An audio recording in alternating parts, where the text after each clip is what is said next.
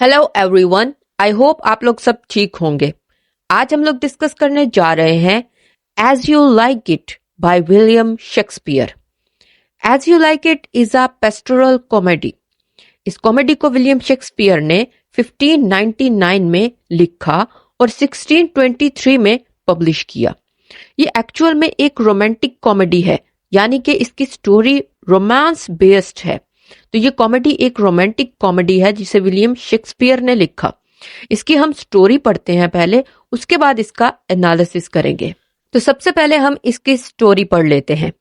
इस प्ले के अंदर 4 मेन कैरेक्टर्स हैं, Orlando, Oliver, Rosalind and Celia. Sir Roland de Boys के इंतकाल के बाद उनकी जायदाद का एक खास हिस्सा उनके बड़े बेटे ओलिवर के पास चला जाता है। सर रोलैंड मरने से पहले ओलिवर को नसीहत करते हैं कि वो अपने छोटे भाई ऑरलैंडो का ख्याल रखें, उसे अच्छी तालीम दे, ट्रेनिंग दे और जायदाद में से भी अच्छा हिस्सा दे। लेकिन ओलिवर इन सब चीजों से इनकार कर देता है क्योंकि वो ऑरलैंडो को पसंद नहीं करता और वो चाहता है कि ऑरलैंडो मर जाए। अब दूसरी तरफ है Duke Senior and Duke Frederick. Duke Senior है रोजालिंड के फादर और ड्यूक फ्रेडरिक हैं सीलिया के फादर। रोजालिंड और सीलिया दोनों बहुत अच्छी फ्रेंड्स हैं। अब ड्यूक फ्रेडरिक धोखे से सारी सल्तनत हथिया कर ड्यूक सीनियर को महल से निकाल देते हैं। ड्यूक सीनियर महल से भागकर फॉरेस्ट ऑफ एडेन में चले जाते हैं और वहां पर रॉबिन हुड के नाम से अपने कुछ फॉलोअर्स के साथ रहना शुरू कर देते हैं।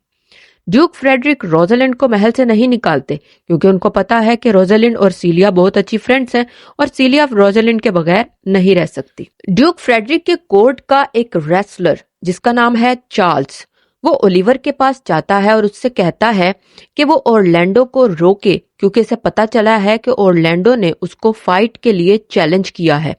और चार्ल्स कहता है कि वो नहीं चाहता कि वो एक शाही आदमी के साथ लड़ाई लड़े और उसको मारे। ओलिवर उसके बदले में कहता है कि वो अपने भाई को नहीं रोक सकता क्योंकि ऑरलैंडो वही करता है जो उसका दिल चाहता है, इसलिए वो उसे नहीं रोकेगा। क्योंकि ओलिवर भी कहीं ना कहीं चाहता है कि ऑरलैंडो ये लड़ाई लड़े और मर जाए। अब ऑरलैंडो लड़ाई के लिए तैयार हो जाता है और महल में पहुंच जाता है। वहां पर उसका सामना होता है रोजालिंड और सीलिया से।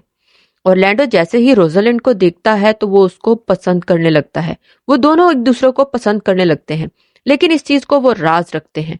रोजालिंड इस राज को सीलिया के सामने खोल देती है। वो उसे बता देती है कि वो ऑरलैंडो को पसंद करती है। रेसलिंग मैच खत्म हो जाता है और ऑरलैंडो जीत जाता है। ऑरलैंडो जब जीतकर महल वापस पहुंचता है तो उसका खास आदमी एडम उसको बताता है कि ओलिवर ने उसे मारने के लिए प्लानिंग की हुई है, जिसको सुनकर ऑरलैंडो वहां से भाग जाता है। अब दूसरी तरफ जब रोजालिंड सीलिया को बताती है कि वो ऑरलैंडो को पसंद करती है तो ये बात ड्यूक फ्रेडरिक सुन लेते हैं। उन्हें ये सुनकर अच्छा नहीं लगता कि किस तरह से रोजालिंड सीलिया के साथ ये बात कर रही है, तो ये सुनकर वो रोजालिंड को भी महल से निकाल देते हैं। अब सीलिया और रोजालिंड दोनों बेस्ट फ्रेंड्स हैं, तो सीलिया रोजालिंड के बगैर नहीं रह सकती, तो वो दोनों महल से भागने का प्लान बना लेती हैं। रोजालिंड एक नौजवान आदमी गैनिमेड के हुलिये में आ जाती है और सीलिया एक शेपर्डेस एलाइना के हुलिये में आ जाती है और वो दोनों अपना हुलिया बदल कर महल से भाग जाती हैं और फॉरेस्ट की तरफ चली जाती हैं। ड्यूक फ्रेडरिक को जब इस बात का पता चलता है कि उनकी बेटी गायब है तो वो ओलिवर के पास जाते हैं और उसको धमकाते हैं कि अगर उनकी बेटी ना मिली तो वो उसकी सारी जायदाद हड़प लेगा। और वो खुद भी अपने बड़े भाई ड्यूक सीनियर को खत्म करने की प्लानिंग बना रहा होता है। अब रोजालिंड और सीलिया, ऑरलैंडो और एडम, ये चारों लोग वहां फॉरेस्ट में पहुंचते हैं। ऑरलैंडो एडम के साथ और रोजालिंड सीलिया के साथ। ऑरलैंडो और एडम जब फॉरेस्ट में पहुंचते हैं तो बहुत थके होते हैं और खुराक की तलाश में इधर उधर भागते हैं।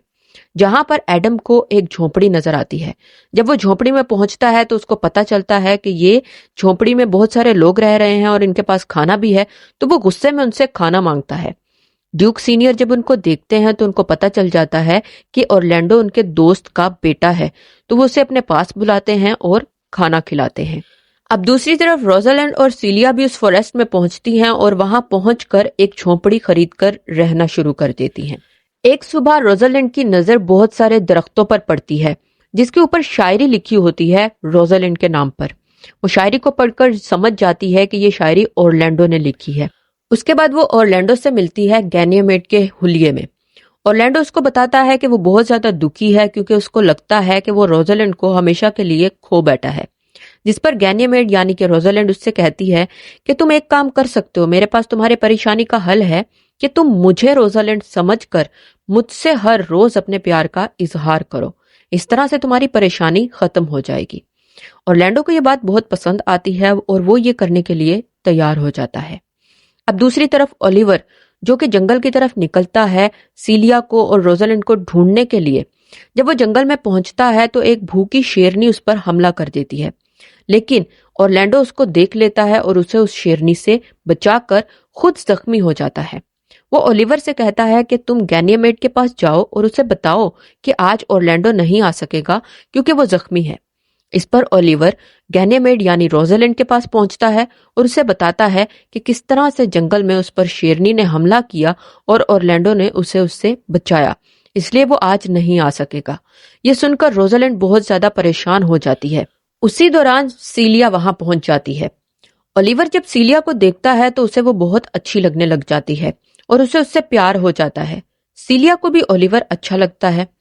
اب دوسری طرف ہے ڈیوک فریڈرک جو کہ جنگل کی طرف نکلتا ہے اپنے بڑے بھائی کو قتل کرنے کے لیے، لیکن رستے میں اس کی ملاقات ہوتی ہے ایک مذہبی آدمی سے جو کہ اسے بدل کر رکھ دیتا ہے۔ اس کے بعد وہ اپنی ساری سلطنت اپنے بڑے بھائی کو واپس کر دیتا ہے اور اس مذہبی آدمی کے ساتھ زندگی گزارنے لگ جاتا ہے۔ ڈیوک سینئر کو جب یہ بات پتہ چلتی ہے تو وہ بہت زیادہ خوش ہوتے ہیں۔ اب روزالینڈ یعنی کہ گینیمیڈ منظر پر نمودار ہوتا ہے اور سب سے کہتا ہے کہ اس کے پاس ایک ایسا میجک یعنی کہ جادو ہے جس سے وہ سب کی پرابلمز کو سالو کر سکتا ہے، اور اسی دوران وہ ایک سائٹ پر بھاگ جاتا ہے اور روزالینڈ کے حلیے میں واپس آ جاتا ہے۔ اس طرح سے روزالینڈ اورلینڈو کے سامنے آتی ہے اور اورلینڈو بہت خوش ہو جاتا ہے۔ اس کے بعد سب لوگ ایک دوسرے سے شادی کر لیتے ہیں، یعنی اورلینڈو کی شادی روزالینڈ سے اور اولیور کی شادی سیلیا سے، اور اس کے بعد ڈیوک سینئر کو بھی ان کی سلطنت واپس مل جاتی ہے اور سب لوگ خوشی خوشی رہنے لگ جاتے ہیں، اور یہاں پر یہ کہانی ختم ہو جاتی ہے۔ As you like it by William Shakespeare. Analysis میں سب سے پہلے ہم لوگ ڈسکس کریں گے پلاٹ کنسٹرکشن۔ پلاٹ کے اندر سب سے پہلے ہم دیکھتے ہیں بگننگ میں ہم لوگ دیکھتے ہیں exile in the forest of آرڈن۔ ہم دیکھتے ہیں کہ ڈیوک سینئر کو ان کا بھائی ڈیوک فریڈرک اپنے محل سے نکال دیتا ہے، جہاں سے نکل کر وہ جنگل کی طرف چلے جاتے ہیں اور وہاں پر رابن ہوڈ کے نام سے پرسکون زندگی گزارنے لگ جاتے ہیں۔ یہ ہے بگننگ۔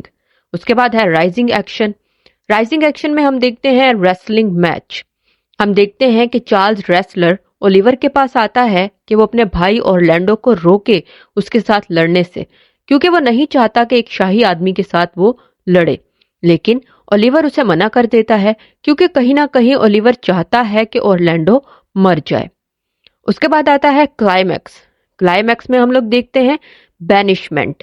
ہم دیکھتے ہیں کہ روزالینڈ اور سیلیا محل سے بھاگ کر جنگل کی طرف چلی جاتی ہیں بھیس بدل کر۔ اس کے بعد اورلینڈو کو بھی جب پتا چلتا ہے کہ اس کا بھائی اس کو قتل کرنا چاہتا ہے تو وہ بھی وہاں سے بھاگ کر جنگل کی طرف نکل جاتا ہے۔ اس کے بعد ہم دیکھتے ہیں فالنگ ایکشن میں ہم دیکھتے ہیں لو بلاسمز ان دا فارسٹ، کہ روزالینڈ اورلینڈو کے ساتھ مل جاتی ہے اور اولیور سیلیا کے ساتھ، اور انہیں ایک دوسرے سے محبت ہو جاتی ہے۔ اور لاسٹ میں ہم دیکھتے ہیں ہیپی اینڈنگ میں ہم دیکھتے ہیں کہ سب لوگ روزالینڈ اور سیلیا شادی کر لیتے ہیں اولیور اور اورلینڈو سے، اور ڈیوک سینئر کو بھی ان کی سلطنت واپس مل جاتی ہے۔ تو یہ ہے plot of as you like it. Plot construction کے بعد ہم لوگ ڈسکس کریں گے تھیمز میں نمبر 1 پر ہے لو اینڈ آئیڈینٹی، جو کہ سینٹرل تھیم ہے اس پلے کا۔